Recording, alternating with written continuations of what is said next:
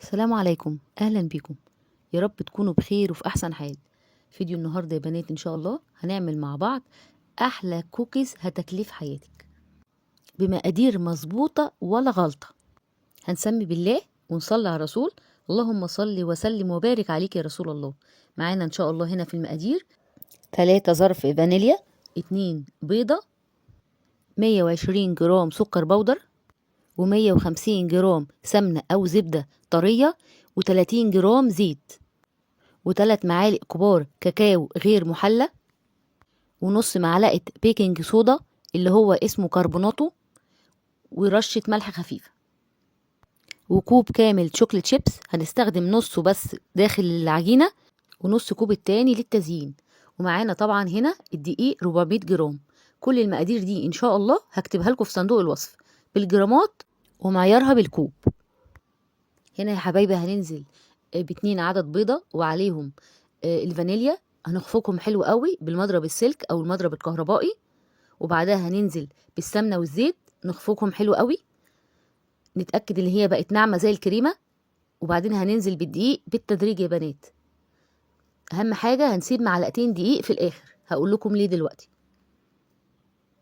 احنا هنا مش بنعجن عجن زي القرص كده والحاجات المعجنات، لا هو ده بسكوت. احنا هنا بنتوه الدقيق في الخليط يا حبايبي. طبعا هنا زي ما انتوا شايفين العجينه سايحه لسه، العجينه طريه جدا وبتلزق. هقسمها لنصين، نص هضيف عليه معلقتين الكاكاو البودر، والنص التاني هستخدمه زي ما هو كده، وهزود له معلقتين الدقيق عشان يبقى العجين متماسك. انا هنا لما ضفت الكاكاو على العجينه الطريه بقت متماسكه. المعلقتين الدقيق اللي انا شلتهم على جنب هضيفهم للعجينه اللي انا مش هضيف عليها الكاكاو عشان تتماسك. تمام يا حبايبي، هي كده عجينه متماسكه طريه مش بتلزق. نص كوب الشوكليت شيبس هقسمه ربع كوب هنا وربع كوب على العجينه اللي فيها كاكاو، واخلطهم بالراحه كده. ادخل بس الشوكليت شيبس في العجينه وخلاص كده. هي دي عجينه الكوكيز يا بنات بمقادير مظبوطه 100% ولا غلطه. احلى عجينه كوكيز جربتها، وهتجربوها ان شاء الله يا بنات وتقولي لي في التعليقات. زي ما انتوا شايفين كده يا بنات، هنحضر الصينيه بتاعتنا او الصاج، ندهنها دهنه خفيفه، ونبدا نرص عليها قطع الكوكيز.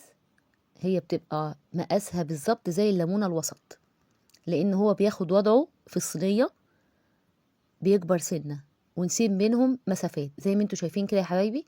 انا عملتها كوره ما ضغطتش عليها وانا بزينها، هي كده كده هتضغط سنه خفيفه.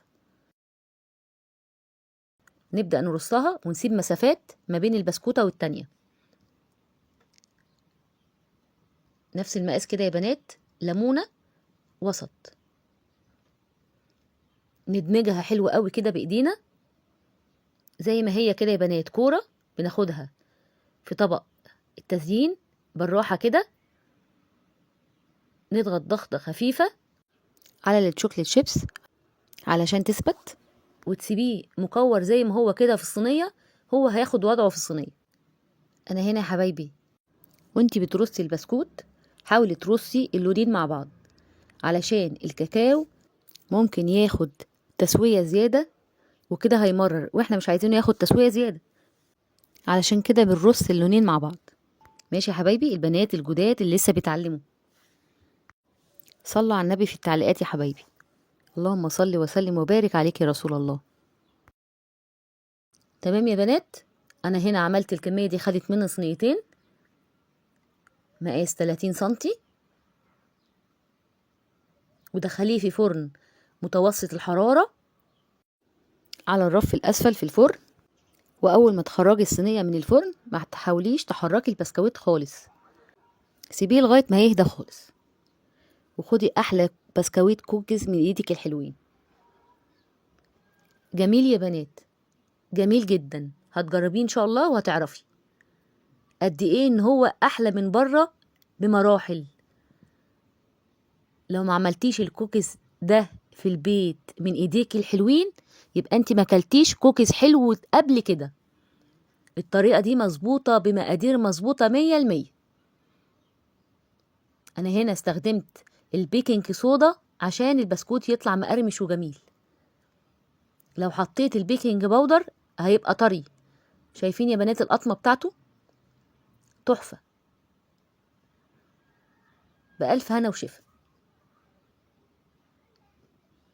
شايفين مقرمش وناعم في نفس الوقت ازاي؟ جربيه ان شاء الله وعلى ضمانتي.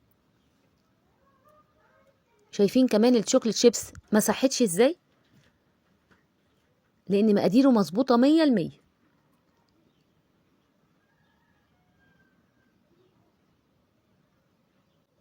ريحة وطعم وهم، حاجة كده خطيرة.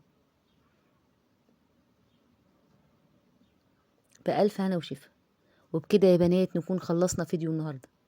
أتمنى يكون الفيديو نال إعجابكم، ولو عجبكم ما تنسوش اللايك يا بنات والشير لكل حبايبكم. ما تنسوش الاشتراك في القناة وتفعيل زر الجرس على الكل علشان يوصل لكم كل جديد. استنوني يا حبايبي في وصفات كتير حلوة قوي ومميزة. في حفظ الله يا حبايبي. السلام عليكم.